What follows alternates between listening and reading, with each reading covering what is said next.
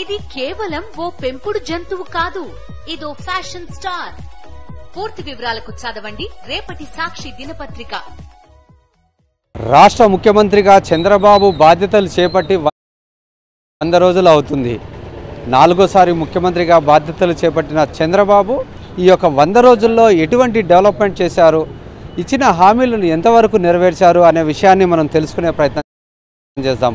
ప్రస్తుతం మనం కర్నూలు నగరంలో ఉన్నాము. ఇక్కడ కేసీ కెనాల్ యొక్క పరిసర ప్రాంతాల్లో చాలామంది ఉన్నారు. వారితో మాట్లాడే ప్రయత్నం చేద్దాం. మొదటగా కొంతమంది ఉన్నారు, వారితో మాట్లాడదాం. చెప్పండి, ఈరోజు చూసుకున్నట్లయితే చంద్రబాబు యొక్క ముఖ్యమంత్రిగా 4వ బాధ్యతలు చేపట్టి 100 రోజులు అవుతుంది కదా, మరి ఎటువంటి అభివృద్ధి జరిగిందంటారు? వేటి మీద ఎక్కువగా కాన్సన్ట్రేట్ చేస్తున్నారు అనుకుంటున్నారు? రోజు మనం చూసుకున్నట్టయితే ముఖ్యంగా చంద్రబాబు నాయుడు రావడానికి నిరుద్యోగులకు ఉద్యోగ అవకాశాలు లేవు, మా ప్రభుత్వం వస్తే ఉద్యోగ అవకాశాలు కల్పిస్తానని చెప్పడం జరిగింది. దాంతోపాటు మొట్టమొదటిసారిగా మేము అధికారం చేపట్టిన వెంటనే డిఎస్సి మెగా డిఎస్సి ఇస్తామని చెప్పారు. కానీ మెగా డిఎస్సికి సంతకం పెట్టారు, కానీ ఇంకా నోటిఫికేషన్ డేట్ అయితే రాలేదు. దాంతోపాటు రాష్ట్ర వ్యాప్తంగా ఇక్కడ ఉన్నటువంటి రాష్ట్రంలో ఉన్నటువంటి యువత ఏం కోరుకుంటుందంటే పోలీస్ శాఖలో కానీ గ్రూప్ 1 గ్రూప్ 2కి సంబంధించి కానీ లేకపోతే మెగా డిఎస్సి అన్నారు. మెగా డిఎస్సి అంటే కనీసం 25,000 పోస్టులను ఉండాలి.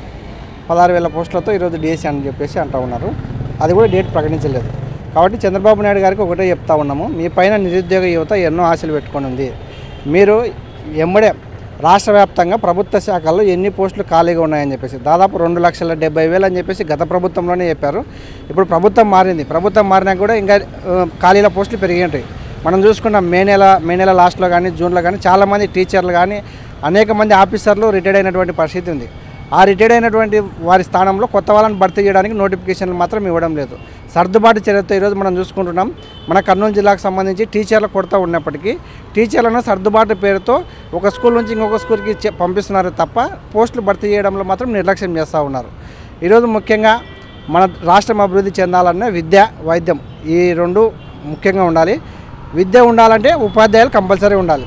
ఉపాధ్యాయులు ఉండాలంటే పోస్టులు భర్తీ చేయాలని చెప్పేసి రాష్ట్ర యువత కోరుకుంటుంది. కాబట్టి చంద్రబాబు నాయుడు గారు ఆ వైపున చర్యలు తీసుకొని, ఎందుకంటే మీ మీద నమ్మకంతో ఎన్నుకున్నారు, ఆ వైపున మీరు యువత నమ్మకాలను వమ్ము చేయకుండా, ఎందుకంటే మీరు గతంలో కూడా చూసాం మేము, మీరు 2018లో ఒక డిఎస్సి మాత్రం ఇచ్చారు, తర్వాత పోస్టులు భర్తీ చేయడంలో ఎలాంటి చిత్తశుద్ధి చూపలేదు. కాబట్టి ఇప్పుడు మీ మీద నమ్మకంతో మీకు అధికారం ఇచ్చారు కాబట్టి మీరు యువతను మోసం చేయకుండా నోటిఫికేషన్ ఇవ్వాలని చెప్పేసి మేము కోరుకుంటున్నాం. మీరు చెప్పండి, అంటే సూపర్ 6 హామీలు అనేది ఎన్నికల ముందు చాలా మటుకు చంద్రబాబు ప్రచారం చేశారు. ఖచ్చితంగా అధికారంలోకి వచ్చిన తర్వాత ఈ యొక్క మహిళలకు పెద్దపీట వేస్తూ వారికి ఉపయోగపడే విధంగా పథకాలు అమలు చేస్తున్నారు. మరి ఎంతవరకు అమలైందంట? మరి ఇప్పుడు చంద్రబాబు నాయుడు ఎన్నికల ముందు సూపర్ 6 పేరుతోటి అనేక హామీలు ఇవ్వడం జరిగింది. మళ్ళీ ఆ సూపర్ 6లోన రాష్ట్రం ఏర్పడిన వెంటనే నిజంగా తెలివి మాట్లాడారా, తెలివి లేక మాట్లాడారా అనేది ఆయనకే తెలియాలి. ఎందుకంటే రాష్ట్రంలోన అమౌంట్ లేదు అని అన్నది ఫస్ట్ ఎన్నికల ముందర హామీ ఇచ్చేటప్పుడు చూసుకోవాల్సినటువంటి పరిస్థితి. అవల్ల కాకుండా నోటి మాటగా ఊక ఫ్రీ సిలిండర్లు ఇస్తాము, ఫ్రీ బస్సు ఇస్తాము, మరి తల్లికి వందనం ఇస్తాము అని చెప్పేసి మరి ఇంట్లో ప్రతి మహిళలకు కూడా అమౌంట్ ఖచ్చితంగా పే చేస్తామని చెప్పి ఇప్పటికిప్పుడు రాష్ట్రంలోన బడ్జెట్ లేదు, దాంతో మేము ఇప్పుడు చేయలేమని చెప్పేసి దొంగదారిన పట్టుకోవడం సిగ్గుమాలినటువంటి చర్య. ఆగస్టు 15 కల్లా ఫ్రీ బస్సులు ఇస్తామని చెప్పినటువంటి చంద్రబాబు నాయుడు ఎక్కడ ఫ్రీ బస్సు ఇచ్చాడని చెప్పేసి మేము అడుగుతూ ఉన్నాం.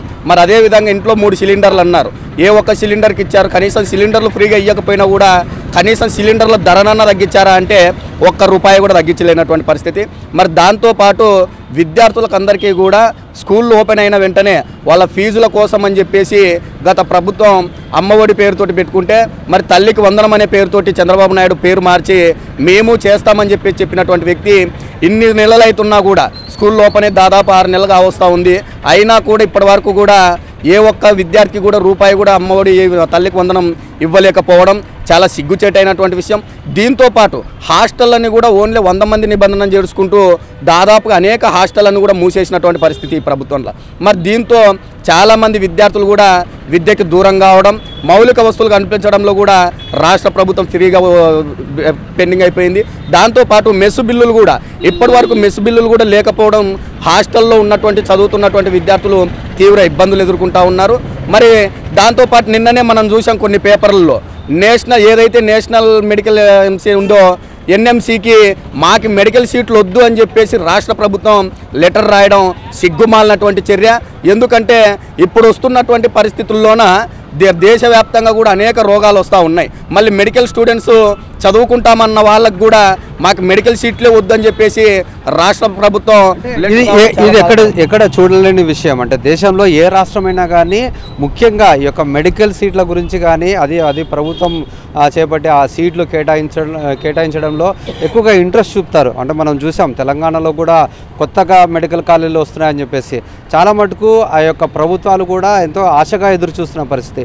మరి ఎందుకు కేటాయించిన సీట్లని ఈ యొక్క ప్రభుత్వము చంద్రబాబు వద్దంటున్నారు? దీన్నే మేము నిజంగా అంటే మామూలుగా అంటే హిట్రల్ పాలనలోనే ఏదో చేస్తారని అనేది చూసాం. కానీ నిజంగా రాష్ట్రంలో అన్ని రాష్ట్రాలు ఏ రాష్ట్రమైనా కానీ మా దాంట్లో విద్యార్థులు చదువుకోవాలి, వాళ్ళకి సీట్లు కేటాయించండి, అవసరమైతే నీటు దీనిల నుంచి కూడా చాలా ఇబ్బంది పడతా ఉన్నారు, అవసరమైతే నీటిని కూడా రద్దు చేయండి అని చెప్పేసినటువంటి రాష్ట్రాలను మనం చూసాం.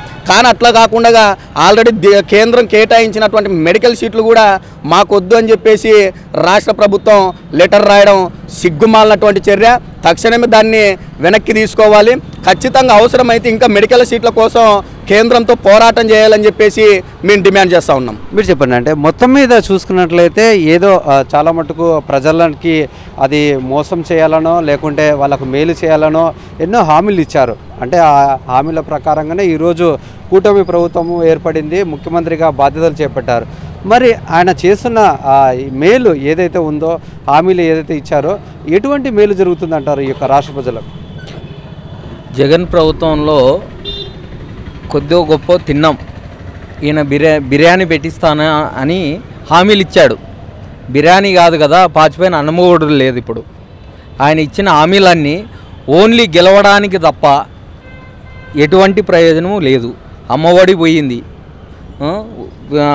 లేడీస్కి ఉచిత బస్సు ప్రయాణం అన్నాడు, అది పోయింది. ఏది చేసినట్టు అయినా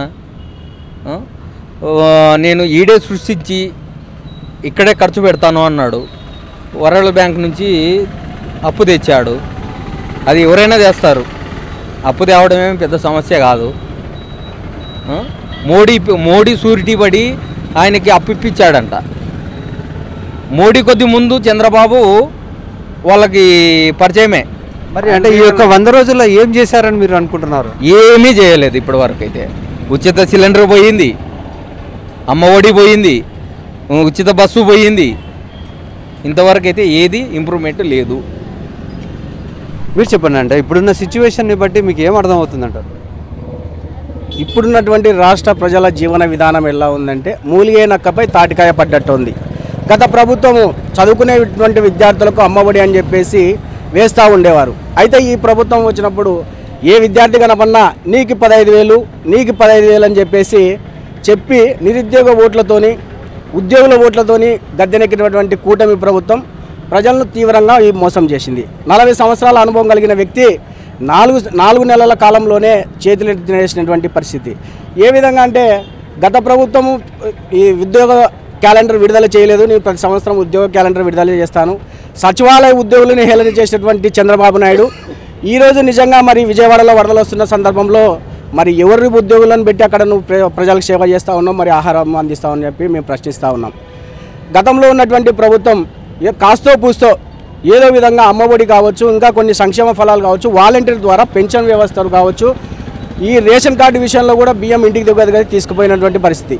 ఇప్పుడున్నటువంటి పరిస్థితులలో రేషన్ బియ్యం ఎప్పుడు వేస్తారో ఎప్పుడు వేయారో తెలియనటువంటి పరిస్థితి. మొన్న ఈ మధ్యకాలంలో అసెంబ్లీ సమావేశాలలో చంద్రబాబు నాయుడు గారు స్పష్టంగా చెప్పడం జరిగింది, ప్రజలారా మీరందరూ గమనించి మరి సూపర్ 6లో ఇచ్చినటువంటి డబ్బులు లేవు కాబట్టి మేము హామీలో అమలు చేయలేకపోతున్నాం, క్షమించండి అని చెప్పి.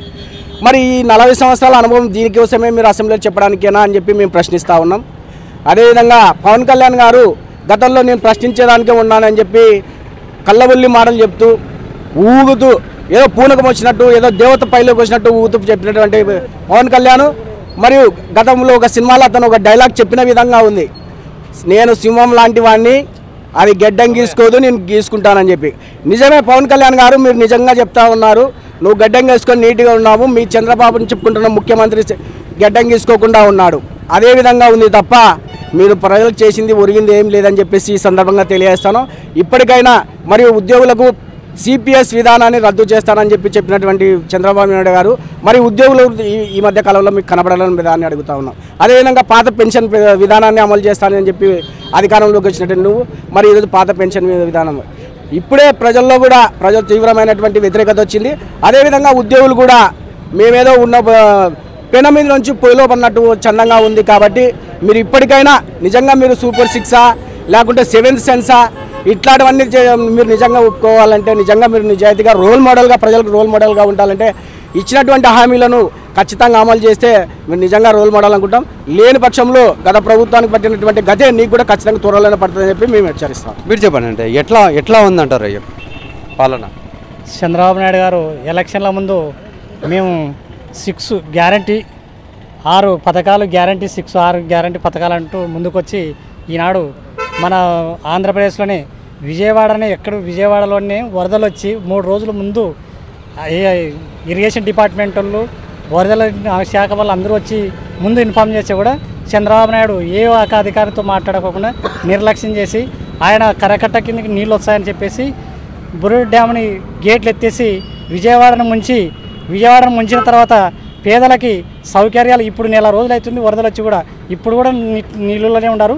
వాళ్ళకు వరదల సాయం అందక అల్లాడుతుంటే సాయం నుంచి పట్టించి పొలిటీషియన్ చేసి పెట్టి వేరే వాళ్ళ మీద కేసులు పెట్టుకుంటా ఆ జనాలను అందరినీ మళ్లించి ఈ కేసులు వాళ్ళు తప్పుడు చేసినారని కాబట్టి వాళ్ళ మీద పోతున్నాయి. అందుకనేసి వాళ్ళ మీద పోవాలని వేరే వాళ్ళ మీద కేసు పెట్టుకుంటూ ఈ పథకాలు ఇవన్నీ చేసుకుంటూ పోతే చంద్రబాబు నాయుడు ఈసారి ఇంకోసారి మనం గెలుస్తాం ఈ అబద్ధాలు చెప్తూ మళ్ళీ చెప్పుకుంటామని ఒకటే ఇవి కుదరవు.